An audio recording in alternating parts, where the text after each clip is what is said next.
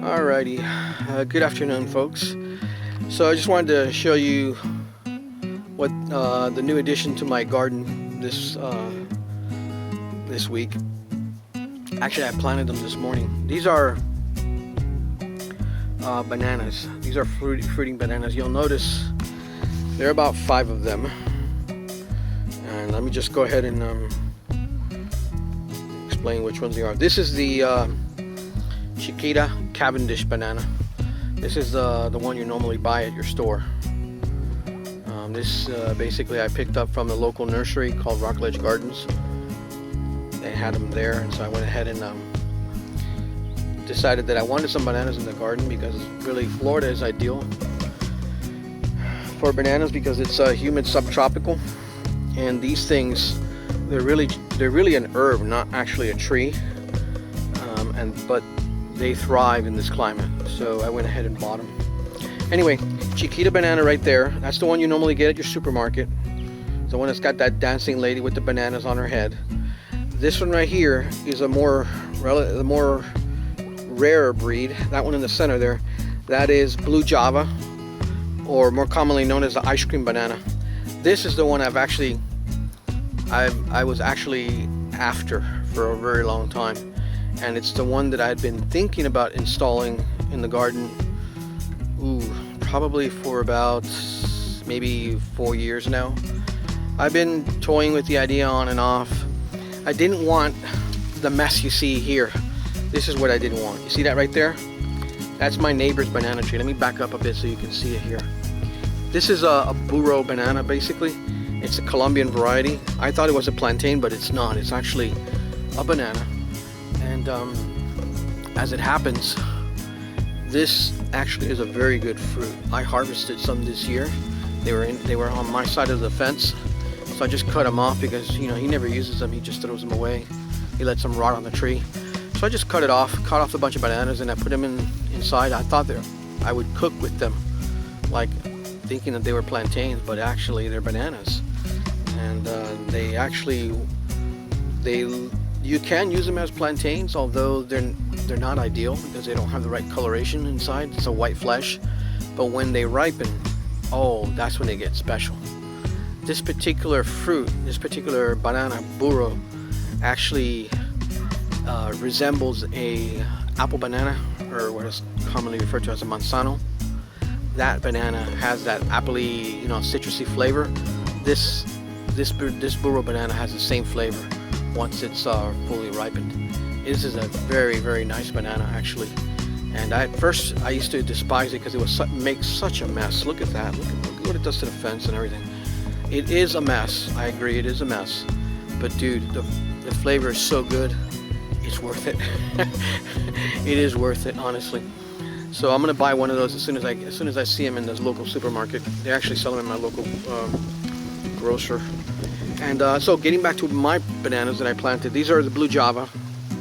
Again, that's the ice cream banana right there. You see right there, Blue Java.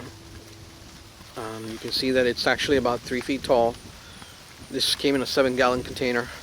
And then next to it is another Blue Java. That's also a Blue Java. Because I happen to like Blue Javas a lot. I wanted to double my chances of getting a successful crop. Just in case one died, I still had one left over. So I went ahead and bought 2 of them. Next to that is a Mona Lisa banana. All modern bananas, by the way, are derivatives of the Cavendish. I think something, I forgot what it's called, Musa, something like that. It's a variety that was developed by, I think it was the Dole Fruit Product Company or something like that. They're in Guatemala, and they used to grow and export to the United States the Michel Gross banana back in the 50s, and then a fungal infection came and destroyed all the plantations of those bananas, and so they had to look for a new variety, and they found the Cavendish, which was resistant to that particular fungal infection, although there's a new variety of that fungal infection that will attack the Cavendish, and it's actually reached South America at this point. But that's a separate story. I don't want to go into that. But my point being that all these bananas that you see, all these derivatives, all these varieties, they're all derivatives of that Cavendish. So that one is a Mona Lisa.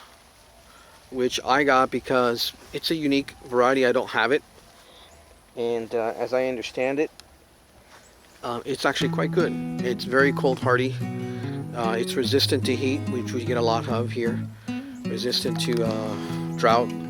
All these bananas are resistant to drought, actually. They store water in their stems, actually, similar to a cactus. And they got a huge bulb underground. It's like a big giant potato, is what it looks like, and it's a source of food and nutrients and waters for all these branches and leaves that it throws up. But anyway, Mona Lisa, and then next to it is a smaller variety, Mahoi. This is a double Mahoi. It's a small one. It doesn't grow very big, and the reason I planted them in this way, in this order, is because the Mahoi is the smallest one. I think it grows 6 to 8 feet. The Mona Lisa next to it will grow, 8 to 10 feet. These blue Javas, they can grow big. These guys can get up to 15 feet tall. And then the Chiquita is also 8 to 10 feet tall. If you're wondering why I put them in that order, I'm gonna see if I can do this real quick here. Utility poles, remember what I was telling you about, that whenever I point at the sky, the exposure goes off on the camera. So unfortunately I have no way of adjusting that. I don't feel like messing with it. But just to give you a perspective of what's happening up there, you can see all those power lines. That is my fear, that these banana trees will grow very large one day, get up to those power lines. Now the bottom line that you see there, those are utilities, those are cable providers. Those are not dangerous. The ones above it that are bare metal, that's actually high voltage lines, 50,000 volts. So you don't want to be touching those. You don't want to get anything that's metal near those, because it'll attract metal and then you'll get electrocuted. So my fear is I don't want any tree of mine ever getting anywhere near those power lines. So I put the smallest growing, the ones that are smallest, closest, closer to that fence, to that side of the fence where the utility lines are, and then the ones that grow tallest furthest away from the utility lines, just so that I can give myself some margin of safety. Not just for me, but if I ever sell the house and someone inherits this, I don't want anyone electrocuting themselves trying to harvest some fruit trees or something like that. So there you have it. These are the new additions to the garden. I'll be posting videos about these and monitoring their progress, and posting videos about their progress over the next probably 10 to 12 months. As I understand it, I think it'll be at least 10 months before fruiting is possible. Maybe 14 or 20 months, I don't know. I'll have to wait and see. But in any event, these are supposed to be really fast growing trees. Sorry, correct myself, they're not actually trees. Like I said, they're an herb. These are supposed to be fast growing herbs, and so I expect that we'll see some dramatic changes as the months go by, and you'll be able to see that in the history of the videos that I post online. But yeah, man, yes, we have some bananas. Okay, anyway, signing off. Have a good day, guys. Bye.